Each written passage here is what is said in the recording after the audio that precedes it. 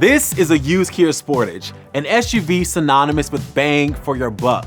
It's quiet, comfortable, and its high-end interior might fool you into thinking that it's a luxury car. But hey, it isn't all roses, so keep on watching to find out if you should pick or pass on the used Kia Sportage. Hey everybody, I'm Deshola from Edmunds. At Edmunds, we test and review more than 300 cars every single year, and now we're teaming up with CarMax to bring our expertise to used cars, like this 2020 Kia Sportage.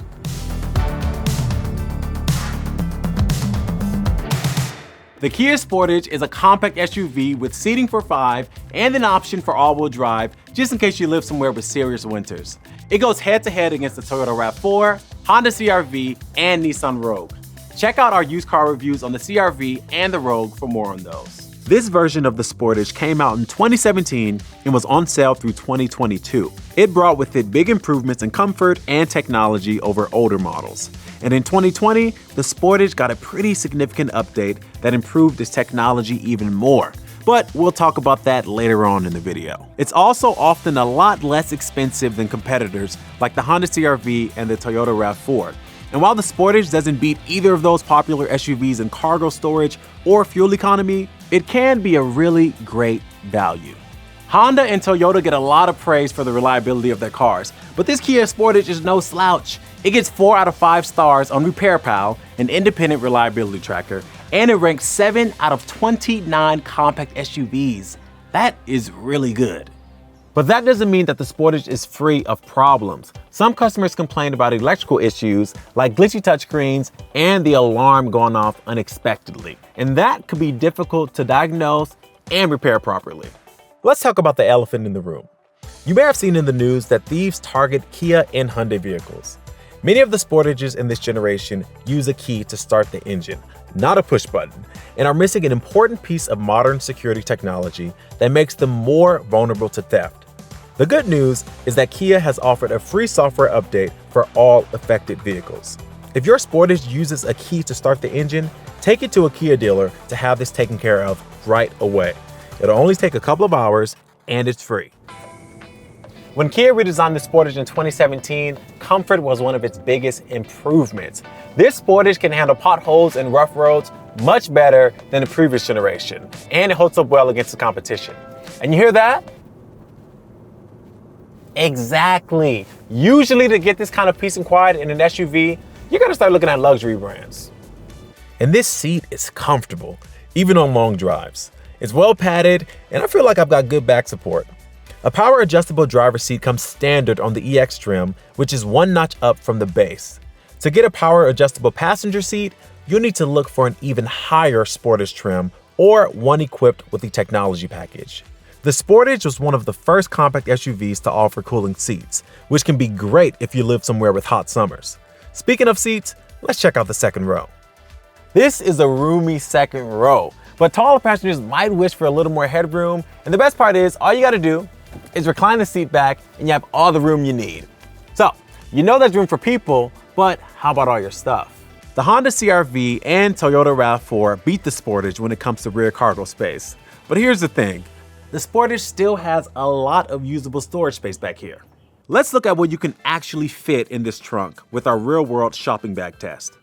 Because the Sportage isn't tall, it's easy to load these bags in. That's probably enough for your weekly Costco run. If that isn't enough room, you can also fold the seats down to get more space, but unlike some competitors, you've actually got to walk around to the side to lower them. Kind of a pain, but not a deal breaker. When this Sportage debuted back in 2017, Apple CarPlay and Android Auto came standard on everything but the base LX trim. And even then, smartphone integration was an available upgrade. That means the majority of Sportages come with Apple CarPlay and Android Auto on either a 7-inch screen or from 2020 and on, a really nice 8-inch screen like we have right here. All of the Kia's touchscreens work great, from the little 5-inch one on the older base LX trim to the 8-inch screen you'll find on later Sportage models. They're responsive, easy to navigate, and don't hide the stuff you're looking for behind tons of menus, unlike the Honda CR-V. There are also a lot of physical buttons to control your heat, air conditioning, and your stereo. Now, they're all clearly labeled, But being that the buttons are all the same size, it might take you a while to figure out which button does what without having to look at them. Now, how about driver aids? From 2017 to 2020, the Sportage came with a rear view camera and hill start assist as standard features. But on the top tier SX Turbo trim and available on some EX trims, you got blind spot monitoring with rear cross traffic alert, a forward collision mitigation system with automatic emergency braking, lane departure warning, and front and rear parking sensors. When the Sportage was refreshed in 2020, Kia made some of these features standard, like blind spot monitoring and automatic emergency braking. Kia also added adaptive cruise control as a standard feature on EX and higher trims. So if driver aids are important to you, look for 2020 and newer models. So what are the trade-offs? Fuel economy. There are two engines available on the Sportage, and neither of them stack up well to its closest competition. The standard engine gets close, but bump up to the more powerful motor on this SX Turbo, and that gap widens. Neither of those are very strong showing when compared to the competition, where we'd expect up to 30 miles per gallon combined.